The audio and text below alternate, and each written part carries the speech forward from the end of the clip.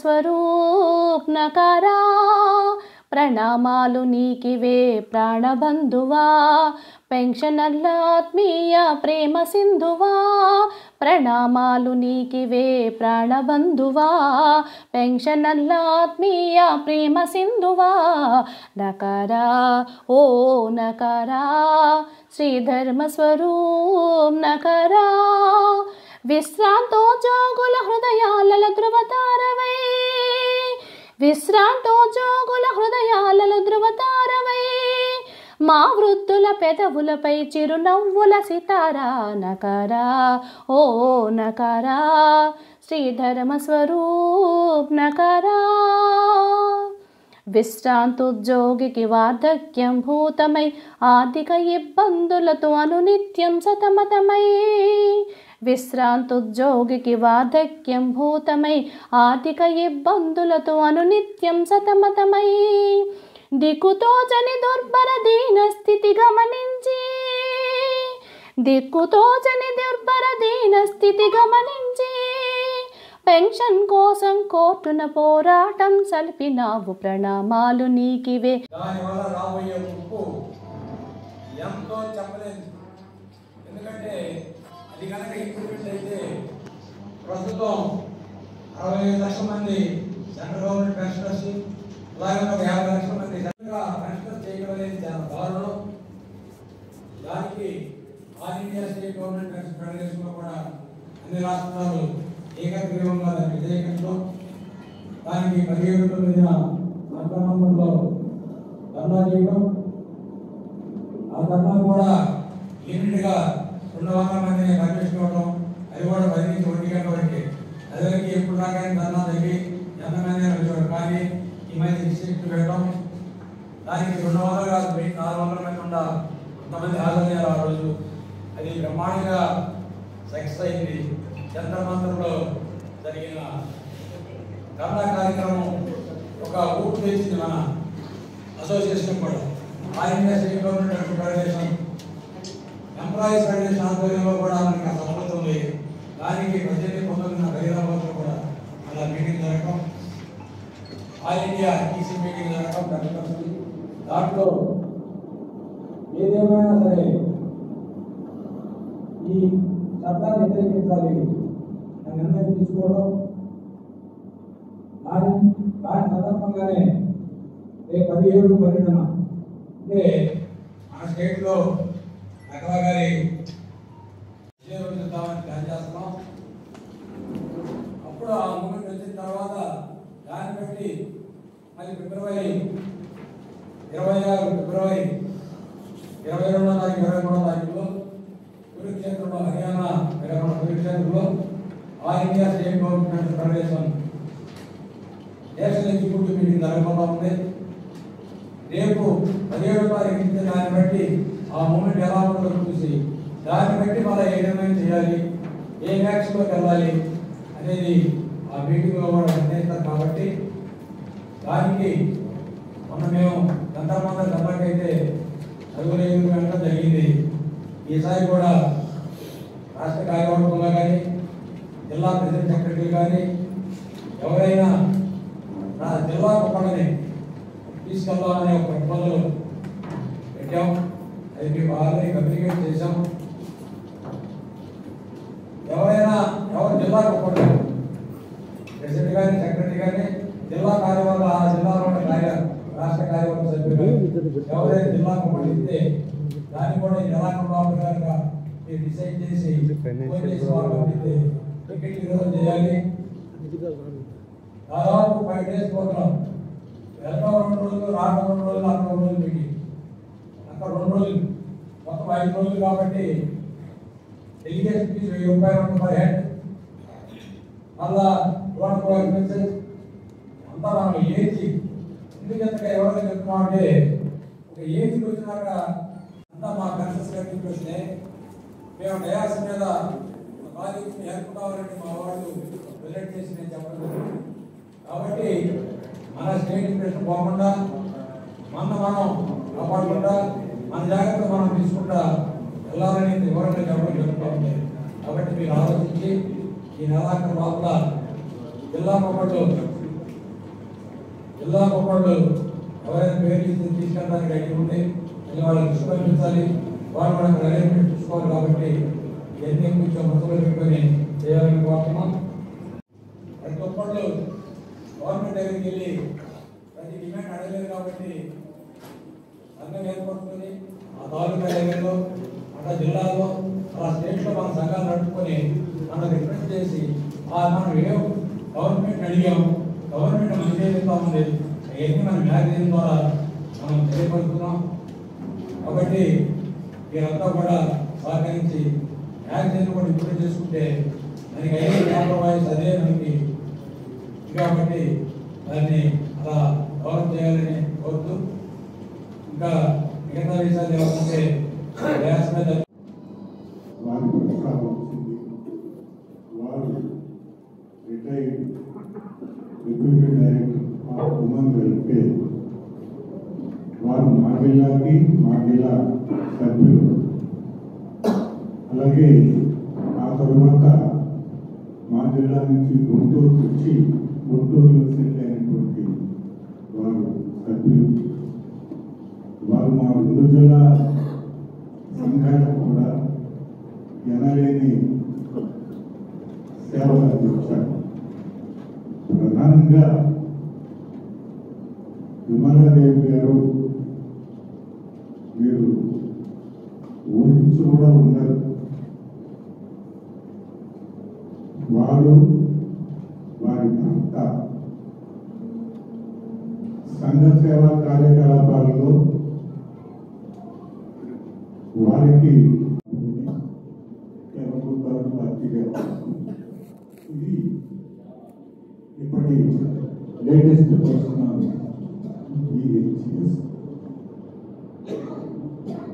సరే మనం అందరం చూసాం.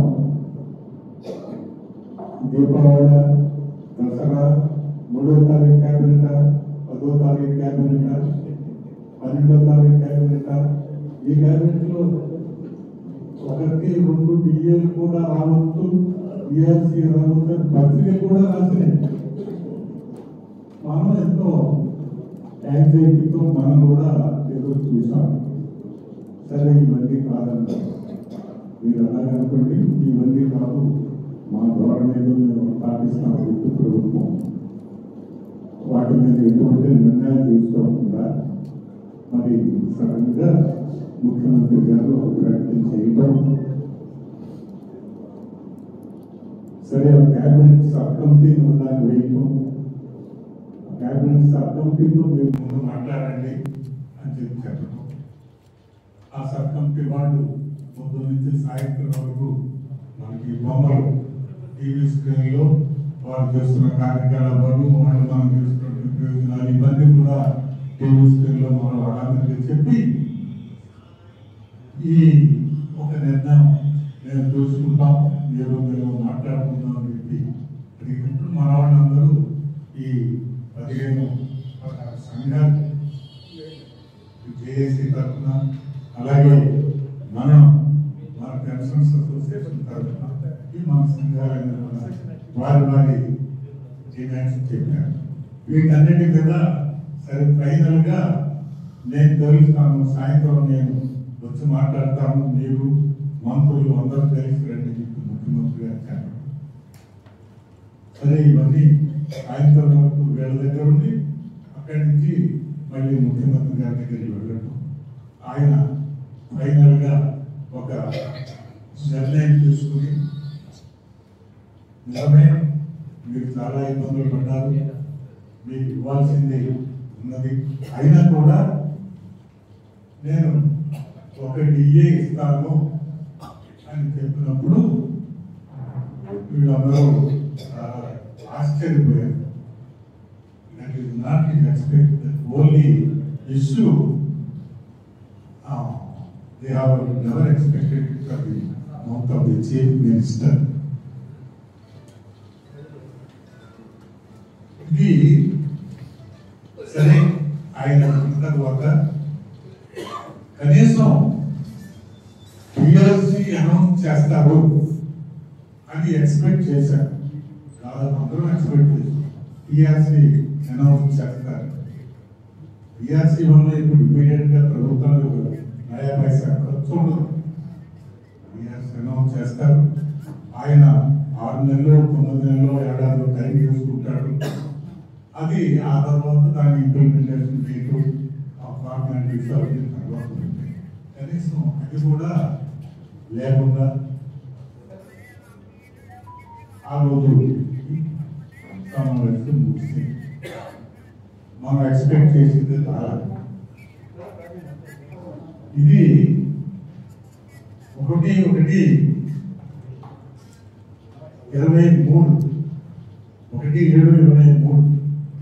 ఇయర్స్ 2 ఏళ్ళు అయిపోయింది. ఇంతవరకు పిఆర్సీ లేదు, ఇంటీరియర్ రిలీఫ్ లేదు. అది ఎప్పుడు వస్తుందో ఏ స్టెప్లో వస్తుందో తెలియదు. వీటికి తోడు మనం ఇందాక ప్రెసిడెంట్ గారు చెప్పినట్టుగా మనవి ఎడిషనల్ క్వాంటమ్ రెస్టరేషన్ ఆఫ్ 70-75 ఏళ్ళు అందులో తగ్గించినటువంటిది స్మాల్ డిమాండ్, స్మాల్ ఇష్యూ. సంవత్సరానికి ఒక 90 కోట్లు 89 కోట్లతో మనం అన్నాం, వాళ్ళు 100 కోట్లతో వాళ్ళు అన్నారు. ఏదేమైనా సంవత్సరానికి ఇట్స్ స్మాల్ పెట్టి అమౌంట్ అదైనా వస్తుంది. ఎందుకంటే దానివల్ల ఇప్పుడు మనం చాలా నష్టపోయాం. 70-75 ఏళ్ళ ఏజ్లో ఎడిషనల్ క్వాంటమ్ పోగొట్టుంది, చాలా నష్టపోయాం. అదైనా మనం రెస్టోర్ చేసుకుంటామని చెప్పి మనం ఆశించాం. కానీ అది కూడా రాకపోయేసరికి మీరు పత్రికలు చూస్తూ ఉంటారు. ప్రెసిడెంట్ గారు, అలాగే జనరల్ సెక్రటరీ జనరల్ గారు,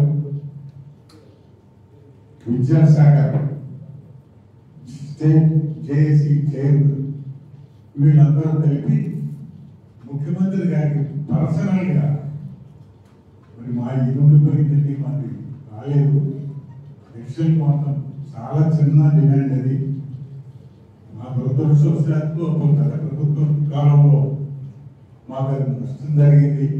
కనీసం మీరు ఇచ్చినది మీరు ప్రభుత్వంలో ఉన్నప్పుడు ఈ 2 డిమాండ్స్ మీరు మాకు ఇచ్చారు, ఇవైనా మీరు రెస్టోర్ చేస్తారని చెప్పి మేము ఆశిస్తున్నాం అన్నప్పుడు ఆయన పుస్తకం పెట్టి వాళ్ళకి లేదు నాకు తెలుసు, నేను ఎప్పుడు ఇవ్వాలో నేను అనౌన్స్ చేస్తాను, నేను నాకు తెలుసు అని చెప్పి ఆయన చెప్తున్నారు. సరే, it is left to him. మొన్న మరి అప్పుడే ఈ డిఏటీఓ వచ్చింది. గొప్ప సాధించినటువంటి వాళ్ళు ఉన్నారు. సంఘాన్ని నడిపేటువంటి బాధ్యతలో బాగా ఆరితేరినటువంటి వాళ్ళు ఉన్నారు. ఇప్పుడు మనకి ఉద్యమానికి కొంచెం విరామం కనిపిస్తూ ఉంది. భవిష్యత్తులో ఉద్యమానికి వెళ్ళాల్సిన పరిస్థితి రాబోతా ఉంది. వెళ్ళడానికి సిద్ధంగా ఉండడానికి సూచనలు కూడా కనపడుతున్నాయి. అయితే ఈ సంఘం ఈ విరామ సమయంలో మనం సంఘాన్ని నిర్మాణాన్ని పటిష్టం చేసుకోవాలి. సంఘ నిర్మాణం దాని మీద కేంద్రీకరణ పెట్టాల్సిందిగా నేను ముందుగా మీకు విజ్ఞప్తి చేస్తా ఉన్నాను. సంఘ నిర్మాణం అంటే బాధ్యతల్లో వచ్చినటువంటి వారు ఎవరైతే అధ్యక్షులు కార్యదర్శిగా ఉన్నారో, అక్కడ ఉన్నటువంటి కమిటీ సభ్యులు ఉన్నారో, ఆ నిర్మాణం నడిపేటువంటి విధానం, సంఘాన్ని నడిపేటువంటి విధానం చాలా స్పష్టత ఉండాలి. నాలుగు వన్ డే ఉండకూడదు. ప్రతి దగ్గర నుంచి వస్తా ఉన్నాయి. ఒక్కో చోట ప్రెసిడెంట్ గారు బాస్ లాగా ప్రవర్తిస్తుంటారు, ఒక్కో చోట సెక్రటరీ గారు చేస్తూ ఉంటాడు, ఒక్కోసారి ట్రెజరర్ ఎవరు, ఒక్కో చోట రకరకాలుగా ఉంటుంది. భిన్నమైనటువంటి చోట్ల రకరకాలుగా ఉంటుంది. ఒక్కో చోట సమిష్టి నిర్ణయాలు జరుగుతాయి. ఒక సంఘం నడపాలి అంటే ఆ సంఘానికి సమిష్టి నిర్ణయాలు ఉండాలి. ముఖ్యంగా ప్రధాన బాధ్యులు ఎవరైతే ఉన్నారో వాళ్ళు కోఆర్డినేషన్ ఉండాలి. ఎక్కడ ఉన్నటువంటి ఏ డిపార్ట్మెంట్ కన్సల్ట్ చేస్తే అక్కడ టచ్ వస్తే, అలాగే సంఘాన్ని, అలాగే మిగతా సంఘాలు ఉన్నాయి, వాళ్ళని కూడా ఆకట్టుకోవడానికి వాళ్ళు మనం చేసేటువంటి కృషి ఆటోమేటిక్ కూడా వస్తారు. ఈ రోజు ఈ రాష్ట్రంలో మన పెన్షనర్స్ అసోసియేషన్ రాష్ట్రం మొత్తం మీద ఉన్నటువంటి 3,70,000 పెన్షనర్స్ లో దాదాపు 2 లక్షల పైసలకు మన సభ్యత్వం ఉందంటే మన సంఘం ఎంత కీర్తి ప్రతిష్టలు ఒకసారి గుర్తు చేసుకోవాలి. అంత కీర్తి ప్రతిష్టలు కలిగినటువంటి సంఘం. రేపు ఈ సంఘం నష్టపోతా ఉంది. ఈరోజు అనేక ప్రభుత్వం దగ్గర నుంచి వచ్చేది నష్టపోతా ఉన్నాం. వీటిని సాధించాలన్నా కూడా మన సంఘమే. ఈరోజు ఏ రాజకీయ నాయకులు లేకపోతే ఎక్కడ ఉన్నటువంటి ప్రకటనలు చేసేటువంటి వాళ్ళు కాదు. కొన్ని ప్రకటనలు ఈరోజు వాట్సాప్ చూసి మోసపోతా ఉన్నారు. ఆ సంఘం పరిగెత్తుతా ఉందండి, ఆ నాయకుడు పరిగెత్తుతా ఉన్నాడండి, మన నాయకుడు పరిగెత్తలేదు, మన సంఘం ఏం చేస్తా ఉంది అనే క్వశ్చన్స్ అన్ని రకరకాల వస్తున్న పరిస్థితి కనపడతా ఉంది. ఇది కాదు. ఏ సాధించాలన్నా ఇప్పటి వరకు మీరు చరిత్ర చూసుకోండి.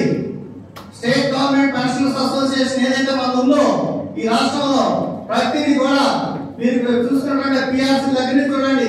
పిఆర్సీ బ్రహ్మాన్ని మనకి ఇచ్చినటువంటి వెంకటేశ్వర గారి ఇచ్చినటువంటి పిఆర్సీ రిపోర్ట్ సబ్మిట్ చేసేటువంటి సమయం కానీ, మరి పిఆర్సీ కేసు తీసుకొచ్చేటువంటి సమయంలో కానీ, లేకపోతే ఎడిషనల్ కాంట్రాక్ట్ తీసుకొచ్చేటప్పుడు కానీ, విడోస్ పెన్షన్స్ తీసుకొచ్చేటప్పుడు కానీ, అన్మ్యారీడ్ వాళ్ళకి పెన్షన్స్ తీసుకొచ్చేటప్పుడు సమయంలో ఎన్ని ప్రపోజల్స్ ప్రభుత్వం దగ్గర పెట్టి సాధించింది మన సంఘమే. ప్రతిదీ సాధించి మన సంఘం ప్రతి సంఘం ప్రతిదీ ఉన్నటువంటి దానికి మనం ఎంతో గొప్పగా మేము చెప్పుకోవాల్సిన పరిస్థితి. చరిత్ర మొత్తం తీయండి, దానిలో ఉన్నటువంటి పరిస్థితులు. అంత గొప్ప సంఘం, అంత గొప్ప కీర్తి ప్రతిష్టలు సాధించినటువంటి మన సంఘంలో మన సభ్యులుగా ఉండడం అనేటువంటి మనకు చాలా గర్వకారణం. కాబట్టి మనం చేసినటువంటి మన పూర్వీకులు చేసినటువంటి సర్వీస్ ద్వారానే ఈ రకమైనటువంటి మనం సాధించగలిగాం. కాబట్టి సంఘ నిర్మాణం మీద ముందుగా మీరు దృష్టి పెట్టి సంఘ నిర్మాణాన్ని ఎక్కడైతే అంటే ఈ ఆలోచన చేస్తూ దీన్ని ఒక పక్కన పెట్టేసి మళ్ళీ ఒక 6-7 నెలలు అంటే 3 సంవత్సరాలు అయిపోయింది. అంటే మనం గత సంవత్సరంలో 5 సంవత్సరాలు బస్సు పడిపోయాం. ఎక్కడ ఏ హాస్పిటల్లో కూడా వైద్యులు లేక ఇబ్బంది పడిపోయారు, నష్టపోయామని చెప్పి కొత్త ప్రభుత్వాన్ని ఆశిస్తే ఈ కొత్త ప్రభుత్వం వచ్చి ఇప్పుడు వరకు చేస్తామని ఆలోచిస్తా ఉంటే ఇంతకాలం చేయకుండా ఇప్పుడు బాంబు వేసి మన మీటింగ్ లో మేము పోయినప్పుడు అడిగితే మేము ఒక ఇన్సూరెన్స్ తో టైప్ అవుతాము, కొన్ని కంపెనీలు పిలిచాము, వాటిలో 3 కంపెనీలు ఫైనల్ అయ్యి వాటిలో ఒకటి ఫైనల్ చేసి దాని మీద గైడెన్స్ అనేది తయారు చేసి కమిటీ చేసాము. ఆ కమిటీ రిపోర్ట్ వచ్చిన తర్వాత అన్ని కలిసి మేము ఇన్సూరెన్స్ అంటే అప్పుడు దాకా అడగబాకండి అప్పుడు దాకా దాని దొరికి మీరు వెళ్ళొద్దు అని అంటే అప్పుడు దాకా లేదు పరిస్థితి వేస్ట్ ఇలా ఉంది. ఇక మెడికల్ రియంబర్స్మెంట్ చూడండి. మెడికల్ రియంబర్స్మెంట్ పరిస్థితి మరీ దారుణం. దాదాపు 1 సంవత్సరం నుంచి అసలు లేదు. మీరు ఏ బిల్లు పెట్టినా ఎక్కడున్నాయంటే డాక్టర్స్ లెవెల్. మీ బిల్లు ఎక్కడ ఉంది? డాక్టర్స్ లెవెల్లో ఉంది. అది తప్పితే అక్కడ ఏం జరుగుతుంది దాన్ని పర్సూ చేయాలి అంటే ఇప్పుడు మేము ఒక హాస్పిటల్ డాక్టర్ గారు కూడా కన్సల్ట్ చేశారు. డాక్టర్ గారు అసలు మీరు బిల్లులు పెడుతున్నారు కదా, మీకు అసలు ఎన్ని బిల్లులు వచ్చినాయి, అప్పటి వరకు వచ్చినాయి, అసలు ఆ బిల్లు పొజిషన్ ఏంటంటే మేము పోతేనేమో మేము మీటింగ్కి వెళ్తే అక్కడ ఈహెచ్ఎస్ మీటింగ్ పెడతారు. ఆ ఈహెచ్ఎస్ మీటింగ్ లో పెడితే పెద్ద స్క్రీన్ పెట్టి ఆ స్క్రీన్ లో ఎంత వచ్చింది, కంట్రిబ్యూషన్ ఎంత వచ్చింది, ఇన్ని వేల కోట్ల రూపాయలు ఖర్చు పెట్టాం, ఇన్ని నష్టాలు పెట్టాం, ఇంతమంది ఎంప్లాయీస్ పెట్టాం అని చెప్పి రిపోర్ట్ పెట్టాలి, రిపోర్ట్ ఇస్తా ఉన్నారు. ఏంటంటే అడిగితే కాస్త గవర్నమెంట్ ఏం చేస్తుందంటే మాకు కూడా కొన్ని రకాలు ఉన్నాయండి. Bill payment doctors level, bill payment trust level అని 4 స్టెప్లు ఉంటాయి మాకు. మీకు 1 స్టెప్ లో మొత్తం చూపిస్తున్నాడు, మాకు పేమెంట్ వచ్చింది చూపించట్లేదు. మీకు నెట్ అక్కడ పైన కంట్రిబ్యూషన్ మొత్తం చూపించేది ఒక లెవెల్కి ఏదైతే వెళ్తుందో ఆ లెవెల్ వాళ్ళు ఇచ్చేసినట్టు చూపిస్తున్నారు. ఇదంటే జరుగుతుంది. 4 స్టెప్స్ ఉన్నాయండి. సిటిడి, సిపిడి అని 4 రకాలు ఉన్నాయి. ఆ స్టెప్స్ వారికి వెళ్ళాలి. ఆ స్టెప్స్ వారికి వెళ్ళే దాంట్లో ప్రథమ స్టెప్ దగ్గర ఏదైతే బిల్స్ వచ్చి ఉన్నాయో అవి మొత్తం చేసినట్టుగా గవర్నమెంట్ చూపిస్తుందని ఇది పరిస్థితి అని చెప్పాడు. మొత్తం పాత చిట్టా పట్టుకొని పోతాం. పోయినప్పుడు ఆ ట్రస్ట్ లో అక్కడ ఎక్కడుందంటే అంటే ట్రస్ట్ దగ్గర కొంతవరకు బెటర్, ఇంకో పొజిషన్ ఉంది అక్కడ. ఈ ట్రస్ట్ దగ్గర మనం పోయినప్పుడు కనుక్కున్నాం డాక్టర్స్ ఇప్పటివరకు లేరు. ఇప్పుడు మొన్న ఈ మధ్యనే ఒక 2 days 3 days బ్యాక్ లో ఒక 10 మంది డాక్టర్లు జాయిన్ అయ్యారు. ఆ 10 మంది డాక్టర్లు కుస్తీ పడుతున్నారు. కుస్తీ పట్టి ఒక నెల లోపల, ఒక నెల 2 నెలల లోపల మొత్తం ఉన్న బిల్స్ అన్ని క్లియర్ చేయాలని చెప్పేటువంటి ఒక టార్గెట్ పెట్టారు వాళ్ళకి. మరి ఆశిద్దాం ఒక నెల లోపల దాదాపు క్లియర్ అవ్వడానికి ఈ పెండింగ్ బిల్స్ అన్ని క్లియర్ అవ్వడానికి గత సంవత్సరం నుంచి ఉన్న పెండింగ్ బిల్స్ అన్ని కూడా క్లియర్ అవ్వడానికి అవకాశం ఉంటుందని అనుకున్నాం. కానీ డబ్బులు అయితే రావు. క్లియర్ అవుతుంటే డాక్టర్స్ నుంచి బయటపడతాయి, డాక్టర్స్ నుంచి బయటపడతాయి. గుమ్మానికి కోడి కడతారు. డాష్ కాదు నేను చెప్పేది, డాక్టర్స్ నుంచి బయటపడతాయి. ఆ బయటపడడానికి మరి ఇంకో ప్రాసెస్ ఉంది. ఆ డాక్టర్స్ నుంచి బయటపడ్డాక ఇంకో ప్రాసెస్ ఉంది. మరి దానికి కాపీ ఆర్డర్ రావాలి. కొన్ని డైరెక్టర్ ఆఫ్ స్కూల్ టీచర్స్ అనుకో డైరెక్టర్ ఆఫ్ స్కూల్ ఎడ్యుకేషన్ వెళ్ళాలి. ఆ స్కూల్ ఎడ్యుకేషన్ పెద్ద ప్రశ్నం. ఇప్పుడు ఉదాహరణకి మన కేకే నాయుడు గారు ఉన్నారు. ఆయన బిల్లు 90,000 శాంక్షన్ సంవత్సరాలు అవుతుంది ఎక్కడ ట్రస్ట్ లో. అది ఎక్కడ తిరుగుతుంది? ఇప్పుడు డైరెక్టర్ ఆఫ్ స్కూల్ ఎడ్యుకేషన్ నుంచి సెక్రటేరియట్కి వెళ్ళింది. సెక్రటేరియట్ నుంచి మనం కనుక్కున్నాము. సెక్రటేరియట్ అయితే సెక్రటరీ ఫైనాన్స్ అప్రూవల్ అయింది. ఫైనాన్స్ అప్రూవల్ అయ్యి మళ్ళీ వాళ్ళు జీవో పెట్టాలి. దానికంటే మళ్ళీ మినిస్టర్ గారు చెప్పారంట 1-2 గడపకు మొత్తం 15 వచ్చిన ఒకేసారి ఫైల్ పెట్టుకోవాలన్నాడు మినిస్టర్ గారు. అందులో నేను పెట్టుకొని కూర్చున్నాను. ఫైనాన్స్ శాంక్షన్ అయిన బిల్లుని ఆడ పెట్టుకొని కూర్చున్నాడు. ఆ బిల్లు పెట్టాలంటే మరి 15 కావాలి. అంటే ఒక్క బిల్లు అక్కడ శాంక్షన్ అవ్వాలంటే దాదాపు 6 నెలలు పడుతుంది. 10 బిల్లులు శాంక్షన్ అవ్వాలంటే 8 నెలలు పడుతుంది. ఈ అప్పటికి ఖర్చు ఉంటాడా? ఇదే చెప్పాము. ఇదే చెప్తే సార్ 2 రోజులు పెట్టేస్తాను సార్, అది పంపిస్తాను సార్ అని చెప్పారు. అది ప్రాసెస్. అలాగే అనంతపురం జిల్లా అవుతుంది. రామకృష్ణ గారు, అలాగే వాసుదేవ గారు బాగా పెండింగ్ పడి ఉన్నాయి. అసలు నాకు అమ్మాయి ఫోన్ చేస్తాడండి. అమ్మాయికి అమ్మాయి వాళ్ళ నాన్నగారు ఏం చేశారంటే ఈ గవర్నమెంట్ వచ్చిన కొత్తలో గ్రాడ్యుయేట్లు కమ్యూనికేషన్ టక్కడక పడ్డాయి. ఫస్ట్ లో గుర్తాను మీకు, ఫస్ట్ లో టక్కడ పడిపోయి అన్ని పడుతునేసరికి వాళ్ళ నాన్నగారు అమ్మాయి పెళ్లి చేయలేక పరిస్థితుల్లో వాలంటీ పెట్టేసుకున్నాడు. ఈ డబ్బులన్నీ వచ్చేస్తే రాగానే అమ్మాయి పెళ్లి చేశారు. ఆయన పెట్టి రిటైర్మెంట్ పెట్టి ఆయన అప్రూవల్ అయ్యి క్లియర్ అయినప్పటికీ ఆగిపోయింది. గ్రాడ్యుయేట్ ఆగిపోయింది. గ్రాడ్యుయేట్ ఆగిపోయినప్పటికీ ఇక అమ్మాయి అప్పటి నుంచి సార్ మా బిఏ ఎప్పుడు వస్తుందండి, మా గ్రాడ్యుయేట్ ఎప్పుడు వస్తుందండి ఫోన్ చేసి అది అయితేనే అమ్మాయి పెళ్ళాడు. అంటే ఇలాంటి ఇబ్బందులు రిటైర్ అయినటువంటి వాళ్ళకి అందరూ గొప్పగా ఉంటారు.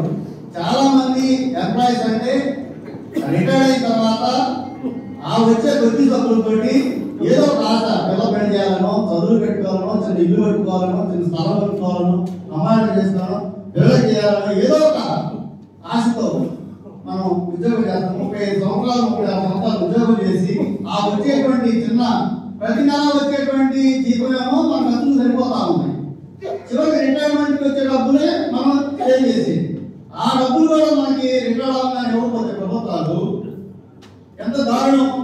అందుకని దీని మీద ఖచ్చితంగా మనం, ఎందుకంటే వాళ్ళందరూ మన పెన్షనర్స్, రాష్ట్ర స్థాయిలో ఉన్నటువంటి ఇప్పుడు రిటైర్డ్ వాళ్ళు అందరూ డబ్బులు రాని అందరూ మన పెన్షనర్స్. అందరూ వాళ్ళు డబ్బులు ఇచ్చినా రాకపోయి మన దగ్గర సభ్యత్వం చేస్తున్నారు. కానీ వాళ్ళ తరఫున మనం నిలబడాలి, వాళ్ళ తరఫున మనం ప్రభుత్వాన్ని డిమాండ్ చేయాలి. తప్పనిసరిగా వాళ్ళ కోసం మన అసోసియేషన్ నిలబడి మరి ప్రతి గ్రాడ్యుయేట్ కానీ, కమ్యూనికేషన్ కానీ, జీపీఎఫ్ కానీ, ఏపీజేఐ కానీ, రీఎంకాష్మెంట్ అయితే 2020 సర్వీస్ వాళ్ళు పెండింగ్ ఉన్నాయి. 22 నుంచి 22 జూలై నుండి ఉన్నాయి.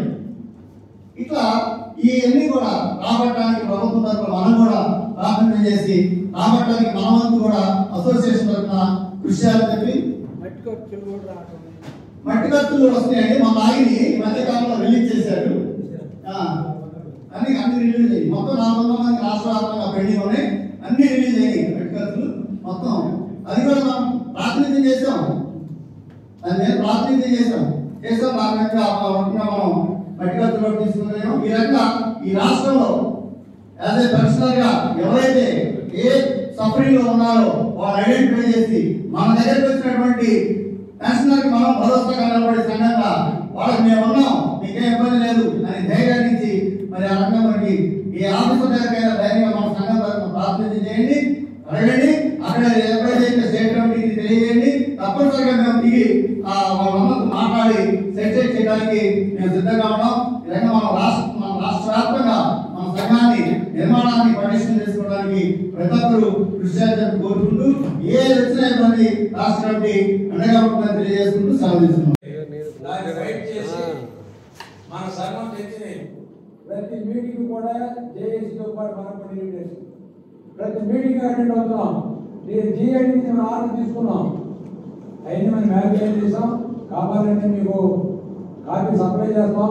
కాబట్టి రికగ్నైజేషన్ లేని పరిస్థితుల్లో కూడా యాజ్ స్పెషల్ మీటింగ్గా జాయింట్ షాప్ మీటింగ్ కానీ, సీఎం మీటింగ్ కానీ, a group of minister meeting కానీ మన అసోసియేషన్ పిలవడం, మన అసోసియేషన్ నేమ్ కూడా వెనకాల పెడతారు. ఇవాళ ప్రెసిడెంట్ ఎవరు ఏమన్నా చుక్కబడి రావచ్చు, కానీ మన సంఘం అనేది మాత్రం గుర్తింపు ఉంటుంది. హెచ్ఈపీ ఏపీ గుర్తు పెట్టుకోండి, ఈటీఎఫ్ ఏపీటీఎఫ్ లాగా ఎలా అయిందో మనకు కూడా హెచ్ఈపీ ఏపీ జనవరి వెళ్ళాలి. మామూలుగా ఉద్యోగ సంఘాలు కానీ, ఉపాధ్యాయ సంఘాలు కానీ అనేక సంఘాలు ఉండొచ్చు, డిపార్ట్మెంట్ సంఘాలు ఉండొచ్చు, అలాగే టీచర్స్ 5 రకాల సంఘాలు ఉన్నాయి. ఈ రిటైర్ అయిన తర్వాత మనకు ఒకటే సంఘం, పెన్షన్ సంఘం, అది రాష్ట్ర ప్రభుత్వ పెన్షన్ సంఘం. కాబట్టి మిత్రులారా ఇదంతా గుర్తుపెట్టుకొని ఇందాక హిమాలయ గారు గురించి చెప్పినప్పుడు